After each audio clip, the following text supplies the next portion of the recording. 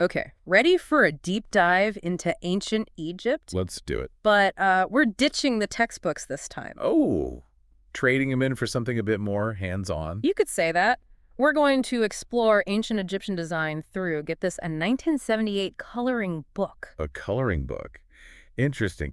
Those pages might hold more than just fun designs. Exactly. It might sound a little, well, unorthodox. Sure. But this coloring book is actually full of authentic designs taken from artifacts. Ah, so we're talking about designs found on tombs and temples, Yeah, that kind of thing. you got it. We're mainly looking at the New Kingdom era, that's like 1500 to 1000 BC. The golden age of Egyptian art and architecture. Think Tutankhamun. Exactly. Lots of tombs and temples were built during that time, all decked out with incredible designs. And those designs weren't just pretty decorations. They were meticulously planned, full of symbolism. Right, they had their own unique color palette, too. They did. And they didn't just have a few colors to work with either. Really? I kind of imagined them having a limited palette. Well, they created those colors from scratch, using raw materials. Wow, that's impressive. Right. And the colors they managed to create, black, blue, brown, you name it. They even had yellow and pink.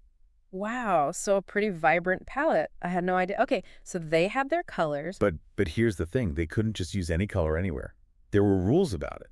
There were rules about color, like what? Well, men, for instance, were usually painted with red skin. It symbolized vitality, their connection to the sun. Oh, interesting. So like a symbolic meaning behind the color choice. Exactly. Yeah. And women, on the other hand, were often painted yellow. To represent. Gold, the earth's fertility. It's all very symbolic. It's like a visual language they used. So every detail, every brushstroke was telling a story. Absolutely. And they really weren't big fans of empty space either. You mean in their designs? Yeah, they would fill every little nook and cranny, intricate patterns, those kinds of things. Like those hieroglyphs you see covering every surface. Yeah, like that. They saw empty space as chaos, the void. By filling it with these designs, they were imposing order. They were making a statement. Exactly. Reflecting their belief in, the cosmic order of the universe. Right. So it's like their whole worldview is woven into these designs. Exactly. Okay, well, speaking of designs, can we talk about all the flowers? The lotus and papyrus flowers. Yeah, they're everywhere in those coloring book pages. They're classics and full of symbolism. The lotus, for example. It represented rebirth, creation. Because it emerges from the mud and blooms in the sun. Exactly. And it was also a symbol of Upper Egypt. Ah, and I'm guessing the papyrus then represented Lower Egypt. You know it. Papyrus thrives in the marshes, so you often see them together in the designs. A symbol of the unified kingdom. Exactly.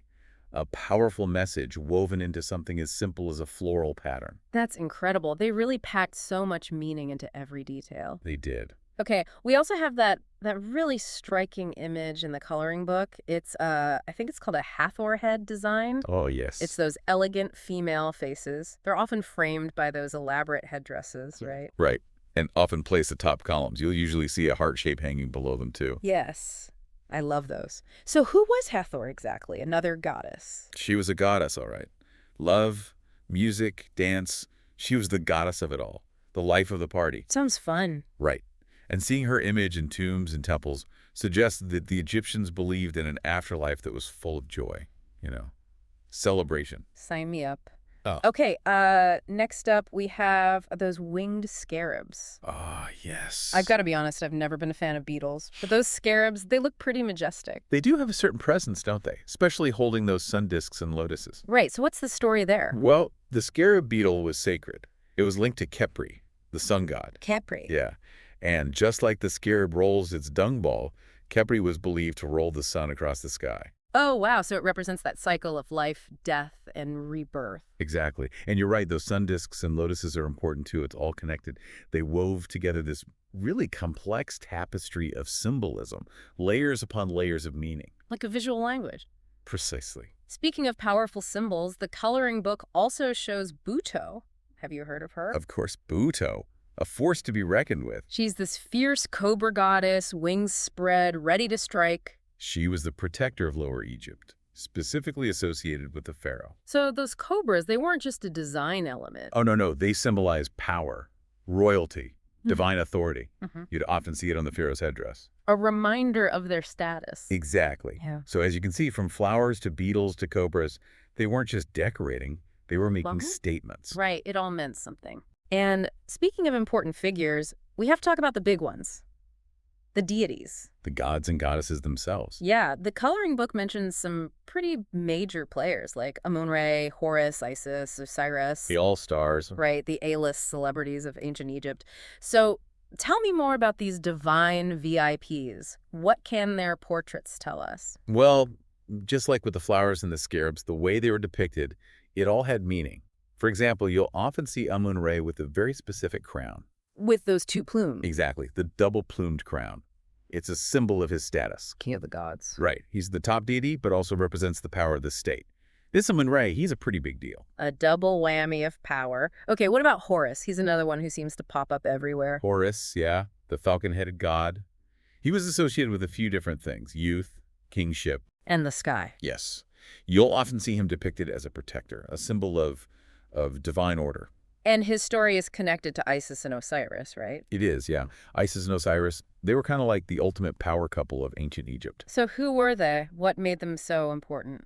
Well, Isis, first of all, she was often shown with these outstretched wings. Symbolizing? Protection, healing, magic. She was like the ultimate mother figure. Egyptians really revered her. You know, she was strong, devoted to her family, and she overcame a lot of adversity. And Osiris. Osiris is typically depicted wearing that really distinctive crown, tall white with plumes in the back, the Atef crown. It does look impressive. It does. He was the ruler of the underworld, which sounds kind of ominous, Yeah, a little bit. but he actually played a crucial role in the afterlife. He represented resurrection, you know, that cyclical nature of life and death, the promise of immortality. Wow. So not your typical king of the underworld. We've been focusing a lot on temples and tombs, the really grand stuff. But what about the everyday Egyptians? Did their lives involve all this symbolism too? Oh, absolutely. Even their daily activities were steeped in this rich symbolic language. The coloring book actually shows scenes of banquets, music playing, people bringing offerings. It's pretty fascinating. It's like a glimpse into their daily lives. Exactly. It takes us beyond those royal tombs and shows us how these beliefs played out in more ordinary settings. So give me an example. What would a typical banquet look like? Well, imagine musicians playing, people dancing. Feasts weren't just about, indulging in delicious food. It was a social event. Yes, a social ritual. It was about connecting with family and friends, enjoying the good things in life, and expressing gratitude for what they had. I can relate to that. I do love a good party with a side of gratitude. What about those offerings they're making in the images? Was that like a bribe to the gods? Not quite. It was more about showing respect, acknowledging the power of the gods. Offerings were a way to honor them, to ensure, hopefully, continued prosperity. To maintain that harmony between the human and the divine. Exactly. It all circles back to that interconnectedness. They wove their beliefs into every aspect of their lives, from the grandest temple to the smallest offering. It really makes you realize that for them, design wasn't an afterthought. It was deliberate. It was a powerful tool they used to communicate. That's a great way to put it. They weren't just communicating with each other, though. They were leaving a message for us, too. Their designs, their art, it's like a window into their world. And it's a world that still fascinates us thousands of years later. One of the things that always strikes me about Egyptian design is the emphasis on symmetry, on balance. Oh, absolutely. Those tomb ceilings, those murals, all those repeating patterns, it's almost hypnotic, like visual meditation. It really is. There's a sense of order, like everything is in its rightful place. Very calming, actually. Right. And that makes sense when you remember how important order was to them.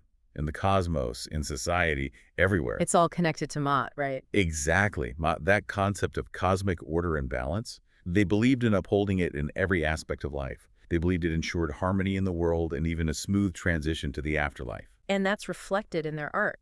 It permeated everything. Look at those lotuses we discussed. Not just pretty flowers. They were symbols of creation, rebirth, the cycle of life. Even those lotus columns in their temples. That had a deeper meaning, too. They weren't just structural. They represented the primordial waters, the waters that gave birth to creation. Wow, so even their architecture was symbolic. It really makes you wonder about our designs today. What messages are we sending with our buildings, our furniture? It's a good question. Are we thinking about it? Do our designs inspire us, reflect our values, our stories? I don't know. Are we settling for designs that lack, soul? Maybe. Something to think about, right? It is. It is. Okay, well, we've talked about temples and tombs. We even talked about furniture. But the coloring book, it also has images of smaller everyday objects, mirrors, jewelry, things like that. And they're just as detailed, just as intricate. Of course. They didn't reserve artistry for just the big stuff. Remember that hand mirror we talked about? The one decorated with the lotus and papyrus flowers? That one. Even a hand mirror was an opportunity to create something beautiful. It's amazing. It really shows how much they valued beauty and craftsmanship. Absolutely. And that mirror, it wasn't just about vanity either. Mirrors held symbolic meaning. They reflected sunlight. Right. And they represented the idea of seeing yourself clearly, both literally, obviously, but also metaphorically. Oh, I like that. It's a good reminder to, really look at ourselves and see who we are. The coloring book also had some cool furniture. Not just the big pieces, but bowls, chairs, even a bed. They were decorated with animal heads, lotus motifs. And all those intricate patterns, those pieces really demonstrated their skills. These artisans, they were masters. Woodworking, metalworking, and faience. You heard of that one? Faience? No. What is that? It's a technique for making these glazed ceramic objects. They were beautiful, but also really durable. Some faience pieces have actually survived for thousands of years. Incredible. And those animal heads on the furniture, they weren't just for decoration, were they? Oh no, those were symbolic too. Each animal had a meaning, like the ibex, with its big horns. It was associated with the Amun, the god, represented fertility, abundance. And the lions, those showed up a lot. Those symbolized strength, power, royal authority, all very intentional choices. Wow, they really put a lot of thought into everything they made. It makes you appreciate how much depth and complexity their culture had. It does. And it really speaks to their worldview, doesn't it? That belief in order, in balance, in infusing even everyday objects with beauty and meaning. Yes. It's been fascinating to dive into this with you. It's definitely given me a lot to think about when it comes to the things we surround ourselves with. Me too. It's inspiring, don't you think? It is. It makes you realize that design, it's not just about aesthetics. It can be so much more than that. It can be a way to tell a story, to express our values, even connect with something bigger than ourselves. Yeah. Well, that's all the time we have for our deep dive into ancient Egyptian design. But before we go, we'll leave you with this thought. Imagine you could design a modern object. Anything you want, a chair, a lamp, a piece of jewelry. What if you designed it using those ancient Egyptian principles? What symbols would you use? What story would you tell? What legacy would you leave behind? Let us know. Until next time.